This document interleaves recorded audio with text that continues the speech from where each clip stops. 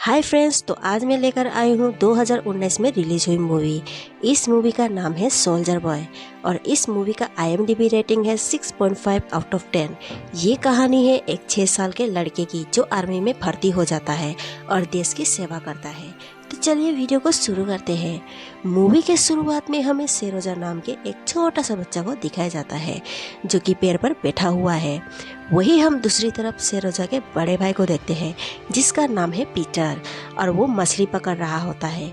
और वहीं हम उसके माँ को देखते हैं जो कपड़े धो रही होती है। तभी वहाँ पर अचानक से उन्हें जर्मन के प्लेन दिखाई देता है और हर तरफ तबाही मचाने शुरू करते हैं। लेकिन उसी वक्त सेरोजा अपनी कुलेर को निकालता है और उसे मारकर उनका एक प्लेन गिरा देता है। असल में सेरोजा ये सब सपना देख रहा होता है।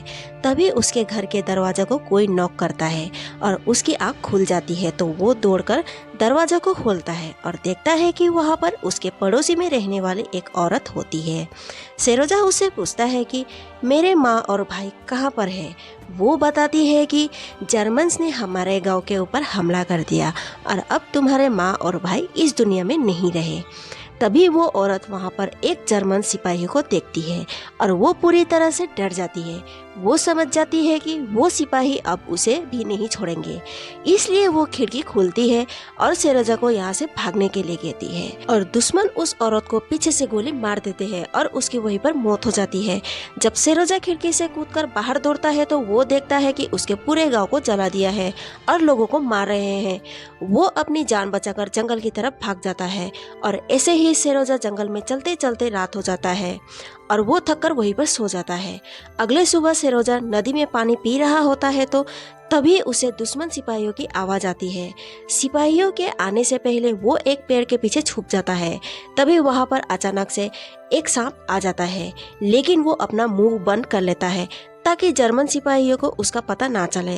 अब धीरे धीरे वो सांप वहाँ से चला जाता है और सिपाहियों भी आग जला के मछली को पकाकर खाते हैं। उसके बाद वो भी चले जाते हैं। फिर उनके जाने के बाद सेरोजा उनके बचे हुए खाने के पास जाता है। वहाँ से एक कैन लेके जंगल की तरफ भाग जाता है। तभी उसे दोबारा भूख लग जाता है तो जंगल में पत्तियां खाने के अलावा अब उसके पास कोई रास्ता नहीं होता, इसलिए वो पत्तियां खाना शुरू कर देता है। जिसके बाद वो लगातार जंगल में आगे बढ़ना शुरू कर देता है और कुछ ही दूर जाने के बाद एक बार फिर से चारों तरफ बमबारी शुरू हो जाती है और उसके कान भी इस बमबारी की वजह से सुन्न हो जाता है। इसलिए उसे अब समझ में नहीं आ रहा कि अब वो क्या करे और कहाँ जाए और वो ऐसे ही भटकने लगता है। तब उसे लगता है कि कोई उसका पीछा कर रहा है, लेकिन सेरोजा बिल्कुल भी नहीं डरता। तभी वो एक बड़ी सी लकड़ी को उठाता है, यहाँ पे चिल्ला के कहने लगता है कि मेरे पास मत आना क्योंकि मेरे पास एक राइफल है, मैं तुम्हें गोली मार दूंगा। फिर वो जंगल में थोड़ी दूर जाकर सो जाता है क्योंकि वो अब बहुत कमजोर हो गया था क्योंकि उसने 2-3 दिन से कुछ खाया नहीं है। तभी उसके पास रशियन सिपाही आ जाते हैं जो उसे उठाकर अपने साथ कैंप पे ले जाते हैं जहाँ पर कमांडो निकोले होते हैं। वो सेरोजा से उसके परिवार के बारे में पूछते हैं और ये बताता है कि मेरे पड़ोस में रहने वाली एक औरत ने बताई थी कि मेरे पूरे परिवार को जर्मन सिपाही ने मार दिया है। ये सुनकर सबको बुरा लगता है क्योंकि 6 साल का बच्चा अब अनाथ हो चुका है। इसके साथ सेरोजा बहुत जख्मी भी होता है, इसलिए उसे ट्रीटमेंट के लिए एक नर्स के पास भेजा जाता है जिसका नाम कातिया होता है। कातिया सेरोजा को अपने बच्चे की तरह उसके अच्छे से देखभाल करती है। बस वही नहीं बल्कि कैंप में जो सारे पेशेंट होते हैं वो सेरोजा से काफी जुड़ गए थे और वो भी उससे हंसी मजाक करने लग जाते हैं। अब कमांडर को भी सेरोजा से बहुत लगाव हो जाता है। जब वो सेरोजा से मिलने जाते हैं तो सेरोजा उनको अपनी बंदूक दिखाने को बोलता है। वो उसके बात मान लेते हैं और उसे वो उस बंदूक के बारे में सब कुछ बताते हैं। सेरोजा से मिलने के बाद वो जब बाहर जाते हैं तो उन्हें वहाँ कातिया मिलती है। कातिया उन्हें कहती है कि सेरोजा को हम यहीं पर रखेंगे, पर कमांडो उसे अनाथ आश्रम भेजने की बात करते हैं। कातिया कहती है कि मैं उसे अपने बच्चे की तरह ध्यान रखूंगी। कमांडो कहती है कि ऐसा नहीं हो सकता, यहाँ का माहौल एक जंग का है और मैं नहीं चाहता कि एक बच्चे की जान का खतरा हो। ये कहकर वो वहाँ से चले जाते हैं। कातिया ये बात सुन के बहुत उदास हो जाती है। तभी कुछ सिपाही सेरोजा से मिलने आते हैं और सभी लोग उसके लिए हमेशा कुछ न कुछ लेकर आते हैं, जो कि सभी सिपाही नहीं चाहते कि सेरोजा अनाथ आश्रम जाए। अब उसी रात कातिया अपने एक दोस्त नर्स से सेरोजा के बारे में बात करती है और उसे कमांडो की अनाथ आश्रम वाली बात बिल्कुल पसंद नहीं आई थी। अब अगले दिन एक ऑफिसर कमांडो के पास जाते हैं और वो सेरोजा को कैंप में रखने की बात करते हैं, लेकिन कमांडर ऑफिसर को डांटकर वहां से भगा देते हैं। इसके बाद जर्मनी के सिपाही टैंक लेकर वहां पर हमला कर देते हैं, लेकिन कमांडर और उसका टीम बहादुरी से उनका सामना करते हैं और ये जंग जीत जाते हैं। अब यहाँ पर कुछ और दिन बीत जाते हैं और वो दिन आता है जब सेरोजा को अनाथ आश्रम भेजा जा रहा है। कात्या सेरोजा को लेकर उनके पास आती है और वो बिना बोले वहाँ से चली जाती है, क्योंकि वो सेरोजा को खुद से दूर जाते हुए नहीं देख सकती।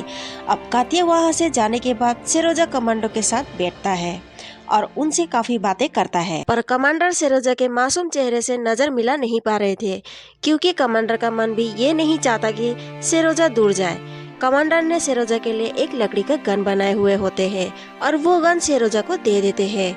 वो गन लेने के बाद सेरोजा कमांडर के गले लग जाता है, जिससे कमांडर का दिल पूरे तरीके से पिघल जाता है। उसे रोता देख कमांडर सेरोजा से कहते हैं कि क्या तुम मेरे बेटे बनना चाहोगे? तभी सेरोजा तुरंत हाँ कर देता है, जिसके बाद कमांडर वो आश्रम वाला लेटर फाड़कर फेंक देते हैं, क्योंकि सेरोजा अब हमेशा उनके पास ही रहेगा। ये खबर अब पूरे कैंप में फैल जाती है और सभी लोग काफी खुश हो जाते हैं। उसी रात सभी सिपाही लोग अपने अपने कुछ कपड़े लाकर सेरोजा के लिए आर्मी ड्रेस तैयार करते हैं। कात्या भी सेरोजा के लिए जूते लाती है और उस जूते को छोटा करवाती है। अगले सुबह सेरोजा सोकर उठता है तो कमांडर उसे आर्मी के ड्रेस देते हैं, जिसे पहनकर वो काफी खुश हो जाता है। वो ड्रेस को पहनकर सभी को दिखाता है। तभी सिपाही लोग उसे सैल्यूट करते हैं और यहाँ पे काफी अच्छा माहौल होता है। तभी वहाँ पर जर्मन प्लेन्स आ जाते हैं और फिर से उनपे गोली बारूद बरसा के हमला कर देते हैं। इसलिए सारे लोग सेरोजा को एक गड्ढे पर छुपा देते हैं, लेकिन ये लड़ाई ऐसे ही चलती रहती है। थोड़ी देर के बाद जर्मन प्लेन्स वहाँ से चले जाते हैं। तभी सेरोजा बाहर निकलकर देखता है तो बहुत सारे सिपाही घायल हुए हैं। सेरोजा सबकी मदद करना चाहता है और सबके पास जाता है, लेकिन कोई उसकी बात नहीं सुन रहा होता। इसलिए वो उस कैंप में जाता है जहाँ पर सभी घायल सिपाही होते हैं और सभी घायल सिपाहियों को पानी पिलाने की काम करता है। यहाँ पर एक सिपाही के दोनों आँख चली गई होती है। उसके घर से उसके लिए एक खत भी आया होता है और वो सेरोजा से कहता है कि मेरे घर से एक खत आया है, मैं इसे पढ़ नहीं सकता, क्या तुम इस खत को पढ़ोगे? तब सेरोजा खत पढ़ना शुरू कर देता है। वो कहता है कि वो तुमसे बहुत प्यार करते हैं और तुम्हारी गाय भी बहुत अच्छी है, वो बहुत सारा दूध भी देती है। तभी वो सिपाही पूछता है कि कौन सी गाय? तभी दूसरा सिपाही कहता है कि वो जो पढ़ रहा है तुम बस उसको सुनो, क्योंकि तुम्हारे पास अब गाय है। इस बात पर सभी घायल सैनिक हंसने लगते हैं और आगे पढ़ने के लिए कहते हैं। तभी सेरोजा ऐसे ही बातें बनाकर पढ़ते ही रहता है। दरअसल सेरोजा मात्र 6 साल का बच्चा है, उसे पढ़ना लिखना नहीं आता, लेकिन वो सिपाहियों का दिल दुखाना नहीं चाहता, इसलिए उसके मन में जो आता है वही पढ़ता ही जाता है, जो कि उस खत में ये सब बातें लिखा ही नहीं होता, जिससे सभी सिपाहियों को थोड़ी देर के लिए सही, पर वो लोग वॉर और दर्द को भूल जाते हैं। अब हम अगले सीन में देखते हैं कि कात्या और सेरोजा एक साथ बैठे हुए होते हैं। तभी वहाँ पर कमांडर आते हैं और वो कात्या से कुछ कहना चाहते थे, लेकिन वो कह नहीं पाते क्योंकि तब तक सेरोजा उठ जाता है। दरअसल कात्या और कमांडर एक दूसरे को पसंद करते हैं, लेकिन आज तक उन्होंने ये बात एक दूसरे को नहीं बताए, क्योंकि कमांडर इस बात को जब भी कात्या को अपने प्यार के बारे में बताने जाते हैं तो उनका आवाज बंद हो जाता है। इसके बाद हम सेरोजा को सेविंग करते हुए देखते हैं और वो ऐसा करते देख सारे सिपाही हंसने लगते हैं और वो सेरोजा से मजाक करने लगते हैं और कहते हैं कि क्या तुम डेट पर जा रहे हो? तब सेरोजा कहता है कि सिपाही कभी डेट पर नहीं जाते। अब सीन शिफ्ट होता है और हम देखते हैं कि सभी सिपाही और कमांडर मीटिंग कर रहे होते हैं कि तभी वहाँ पर सेरोजा सैल्यूट करके कहता है कि क्या मेरे लिए कोई काम है? कमांडर कहता है कि सारे सिपाहियों के घर से जितने भी खत आए हुए हैं तुम उन सबको दे दो, और वो खत सभी को दे देता है। फिर वो अपनी दूरबीन को लेकर जो सिपाहियों ने उसे दिए थे वो जंगल की तरफ निकल जाता है। तभी उसे अचानक से सूखी घास के अंदर एक पेड़ दिखाई देता है।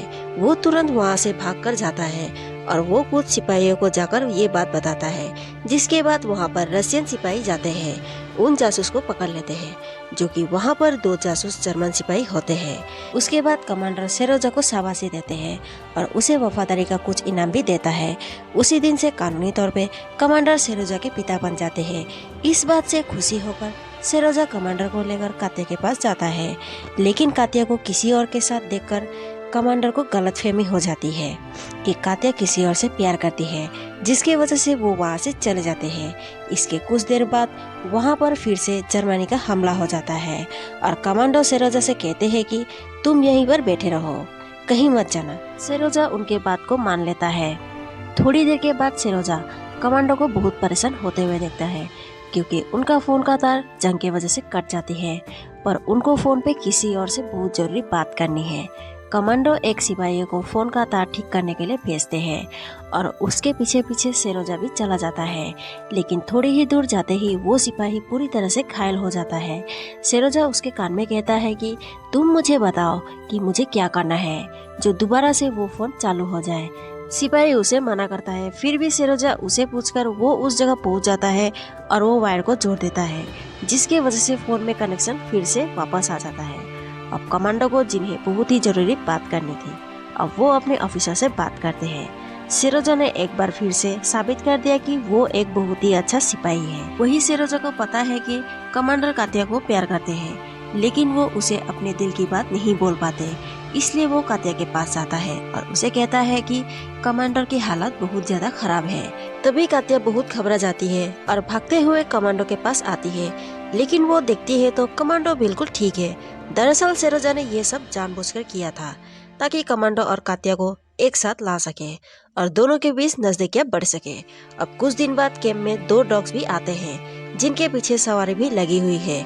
फिर वो यहाँ के सिपाहियों से पूछता है कि क्या वो उस पे बैठ सकता है, और वो सिपाही हाँ कर देते हैं।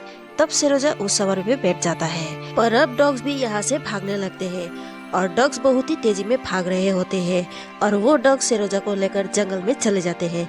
तभी सिपाही को एहसास होता है कि चारों तरफ जर्मन ने लैंडमाइन बिछाए हुए हैं, वो खतरे वाले जगह पर जा रहे हैं। इसलिए एक सिपाही मोटरसाइकिल लेकर सेरोजा की तरफ भागने लगता है और वो जल्दी ही जाकर उन डॉग्स के सामने खड़ा हो जाता है और सही वक्त पे सेरोजा को बचा लेता है और उसके गले लग जाता है। इधर कमांडर भी कात्या को रोकते हैं और कमांडर कात्या को रुकाकर कहते हैं कि क्या तुम सेरोजा के माँ बनना चाहोगी। यानी कि कमांडर ने अपने प्यार का इजहार कर दिया। कात्या भी हाँ कर देती है। अब अगले दिन इन्हें ऑर्डर्स मिलते हैं कि इन सबको यहाँ से दूसरी जगह जाना होगा। दरअसल इन्हें इन कैंप को खाली करना है। अब अगले सुबह ये लोग निकलने लगते हैं, लेकिन थोड़ी दूर जाने के बाद इन्हें एक घर में बुलाते हैं और सारे लोग अंदर चले जाते हैं। तभी यहाँ सेरोजा भी आता है और उसे जमीन में बहुत बड़ा छेद नजर आता है। तब वो पूछता है कि ये क्या है। तब एक बूढ़ा आदमी बताता है कि यहाँ पर जर्मन्स ने बम गिराया था, लेकिन हमारी किस्मत अच्छी थी कि वो बम नहीं फटा। इस बात को सुनने के बाद कुछ सिपाही सभी लोग को बाहर जाने के लिए कहते हैं, क्योंकि सिपाही जानते हैं कि वो बम अभी भी फट सकता है। इसलिए वो सारे लोग बाहर चले जाते हैं और सेरोजा भी बाहर के बच्चों के साथ खेलने लगता है। तब तक ये लोग बम को भी बाहर निकाल लेते हैं और अब ये घर सुरक्षित होता है। लेकिन ये लोग फिर से आगे बढ़ने लगते हैं, लेकिन बीच रास्ते में ही जर्मन हमला कर देते हैं। कई सिपाही घायल हो जाते हैं, लेकिन लगभग सभी बच जाते हैं और ये दूसरी जगह पहुंच जाते हैं, जहां कमांडर अपने जनरल से मिलते हैं। और जब वो जनरल से बात कर रहे होते हैं तो तभी यहाँ पर सेरोजा पूरी तरह से एक सिपाही के यूनिफॉर्म में आ जाता है। सबसे पहले जनरल कोर कमांडो को सैल्यूट करता है और पूछता है कि आज मेरे लिए क्या ऑर्डर्स है। कमांडर कहते हैं कि सब सिपाही को एक लाइन में खड़ा करो और देखो कि किस किस के जूते फट चुके हैं, या किसी को कोई चीज की जरूरत हो तो उसका नाम नोट कर लो, इसके बाद हमें रिपोर्ट करो। तभी सेरोजा ऐसा ही करता है।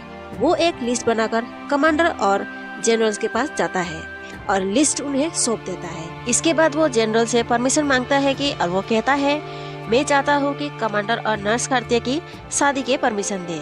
ये सुनकर कमांडर और जनरल बहुत हंसने लगते हैं। हालांकि सेरोजा जो कुछ भी करता है वो बहुत सीरियस कर रहा होता है अब रात को एक बार फिर से जर्मन्स उनके कैंप पे हमला कर देते हैं, जिसमें कई सिपाही मारे जाते हैं और कई सिपाही जख्मी हो जाते हैं।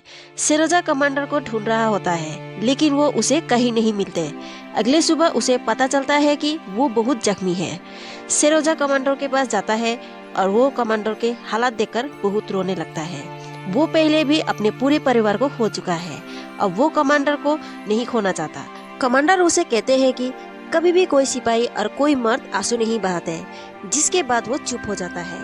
कुछ दिनों बाद कमांडर पूरी तरह से ठीक हो जाते हैं। इसके बाद सेरोजा, कातिया और कमांडर ये तीनों के तीनों एक हो जाते हैं। कहानी के अंत में हमें बताया जाता है कि 27 अप्रैल 1942 के बाद सेरोजा हमेशा इन सिपाहियों के पास रहा और यही सिपाही उनका परिवार था और सेरोजा ने इनके साथ पोलैंड और जर्मनी तक गया। सेरोजा को इस बहादुरी के लिए मेडल फॉर बैटल मेरिट दिया गया, जो कि एक सिपाही के लिए सम्मान की बात है। इसके बाद हमें सेरोजा के एक असली तस्वीर को दिखाया जाता है और ये मूवी यहीं पर खत्म होती है।